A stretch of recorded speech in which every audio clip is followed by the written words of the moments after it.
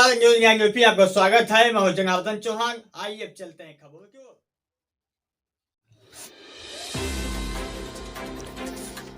खबर उत्तर प्रदेश के जनपद आजमगढ़ से आ रही बड़ी खबर।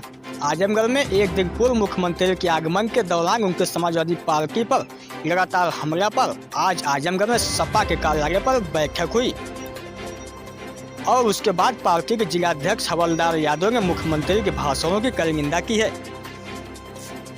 उन्होंने कहा है कि सूप हंसे तो हंसे चलनिया भी हंसे हंसे, जिसमें 72 छेद की कहावत योगी जी जैसे लोगों के लिए ही बनी है। साथ ही उन्होंने यह भी कहा कि जहां तक विकास का सवाल है, आजमगढ़ के विकास की सीख पर मुलायम सिंह यादव, अखिलेश यादव का नाम है। पूर्वांचल एक्सप्रेस वे हवाई पट्टी को अपना बताने वालों की फितरत ही ऐसी है कि दूसरे के विकास को अपना बताते हैं। सब लोग जानते हैं कि किन लोगों ने यहाँ काम किया। विश्वविद्यालय बनाने की घोषणा करने वाले 3 साल बाद शिलान्यास तो कर दिए, लेकिन कार्य नहीं हो रहा है। आजमगढ़ के लोग जानते हैं कि यह भी केवल चुनावी जुमला है। योगी के बुलडोजर वाले मुख्यमंत्री हैं, लेकिन बढ़ती महंगाई, बेरोजगारी, किसानों के खाद जैसी समस्याएं, गरीबी, भ्रष्टाचार बेकाबू आजमगढ़ गन्ना किसानों का करोड़ों रुपया बकाया है।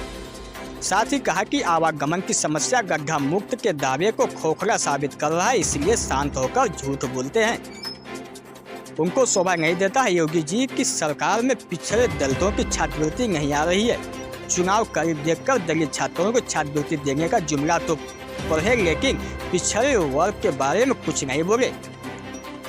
साथ ही यह भी कहा कि योगी राज में भ्रष्टाचार चरम सीमा पर है। कर लोकार्पण के दौरान दारा सिंह चौहान मंत्री को जगह न देना उनकी जाति मानसिकता को दर्शाता है। Bureau report, Azamgarh.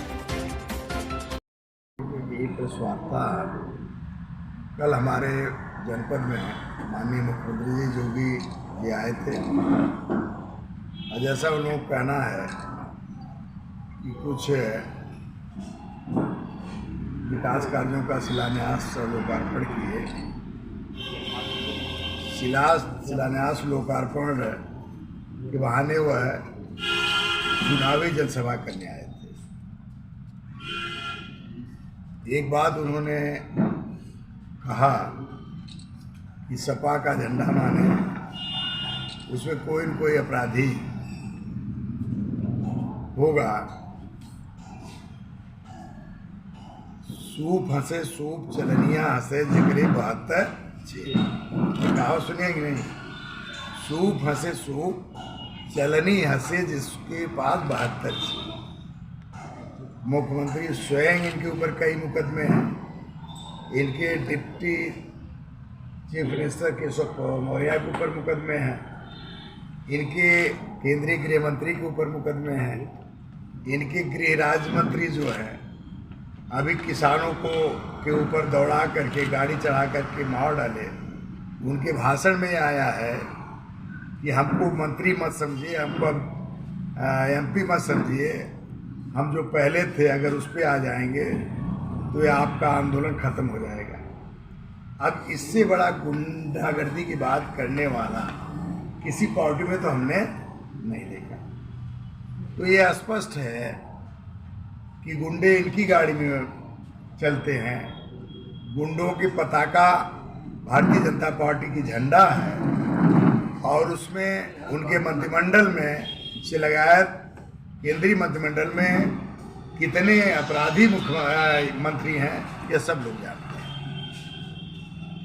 वह बार बार समाजवादी पार्टी के ऊपर हमला करते हैं, कानून व्यवस्था के नाम पर बुलडोजर चलाने की बात करते हैं, लेकिन कभी उन्होंने अपनी मीटिंग में गरीबी के खिलाफ, बेरोजगारी के खिलाफ, महंगाई के खिलाफ, किसानों की समस्या आज खाद नहीं मिल रही है उसके बारे में, आज जो विकास काम अवरुद्ध है उसके बारे में कभी बुलडोजर चलाने की बात नहीं कहते। गरीबी पर कब बुलडोजर चलेगा? महंगाई इतनी बढ़ गई, इस पर कब बुलडोजर चलाएंगे? बेरोजगारी इतनी बढ़ती जा रही है, इस पर कब बुलडोजर चलाएंगे? यह स्पष्ट होता है बुलडोजर की भावना, बुलडोजर की बात, कि उनके अंदर की अभी जो बातें हैं जिसके आधार पर 15-20 मुकदमे दर्ज हैं, उनके अंदर से अभी मुख्यमंत्री बनने के बाद भी नहीं गई। जहाँ तक आजमगढ़ के विकास के बारे में कहते हैं कि मुलायम सिंह यादव, अखिलेश यादव ने नहीं किया। शायद आजमगढ़ के जन जन में यह बात जग जाहिर है कि आजमगढ़ के विकास का काम समाजवादी पार्टी ने किया। गन्ना मिल लगी, गन्ना मिल काम भी कर रही है, लेकिन माननीय जोगी जी ने कहा था कि गन्ना देने के 14 दिनों के बाद किसानों का पैसा उनके खाते में चला जाएगा। आज अभी हमारे चीनी मिल सठियाओं का 32 करोड़ रुपया किसानों का बकाया है। घोसी का भी 16 करोड़ रुपया किसानों का बकाया है। आज विकास के मामले में विश्वविद्यालय की बात करते हैं। विश्वविद्यालय का भी आधारशिला रखी गई है। निर्माण के नाम पर आप जाके पता कर लीजिए, अभी कोई काम शुरू नहीं। और समाजवादी पार्टी ने जो कहा वो किया। उन्होंने कहा कि हम पीजीआई बनाएंगे, पीजीआई बनकर तैयार, पीजीआई काम भी कर रही, मेडिकल कॉलेज भी बनाएंगे, मेडिकल कॉलेज भी बन के तैयार। योगी जी आज प्रधानमंत्री को ला करके वहाँ अपने यहाँ विकास का लोकार्पण कर रहे हैं, लेकिन यहाँ जो हमारा मेडिकल कॉलेज है उसको अस्थिर करने के लिए उसमें पढ़ाई का इंतजाम न रह सके, वह यहाँ का स्टाफ उठाकर ले जा करके गोरखपुर में कर। यहाँ के विकास के बारे में उनसे मैं एक सवाल करता हूँ। जो पशु सेवा के संबंध में वे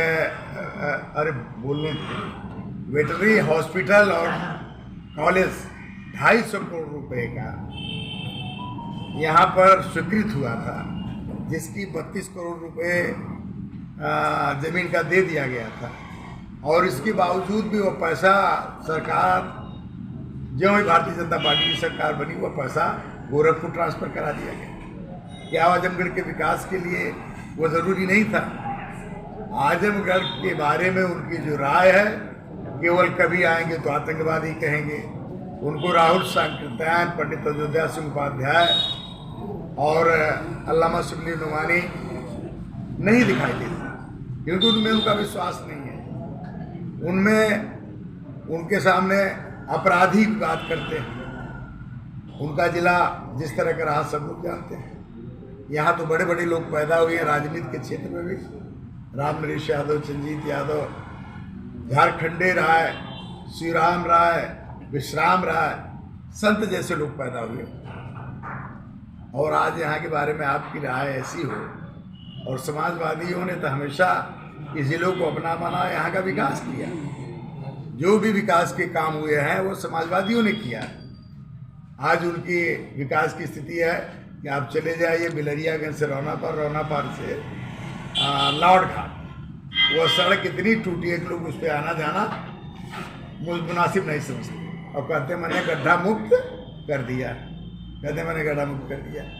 तो ये जो भाषा इनकी है, ये सभ्य समाज की भाषा नहीं, ये संत की भाषा नहीं। झूठ बोलना भी संत की भाषा नहीं हो सकता।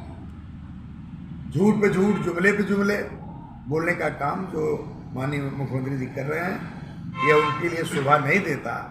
आजमगढ़ को किसने क्या किया है, ये सारे लोग जानते हैं कि आजमगढ़ के विकास की एक एक ईंट पर समाजवादियों का नाम लिखा गया है, और उसको माननीय मुलायम सिंह यादव, अखिलेश यादव ने किया है। दूसरी किसी सरकार ने 5 साल बीत गए। अगर विश्वविद्यालय बनाना होता तो 3 साल पहले वादा किया था, आधारशिला रख गए होते, अब तक विश्वविद्यालय तैयार हो गया होता। लेकिन बनाना नहीं, चुनाव के लिए जुमले बाजी है।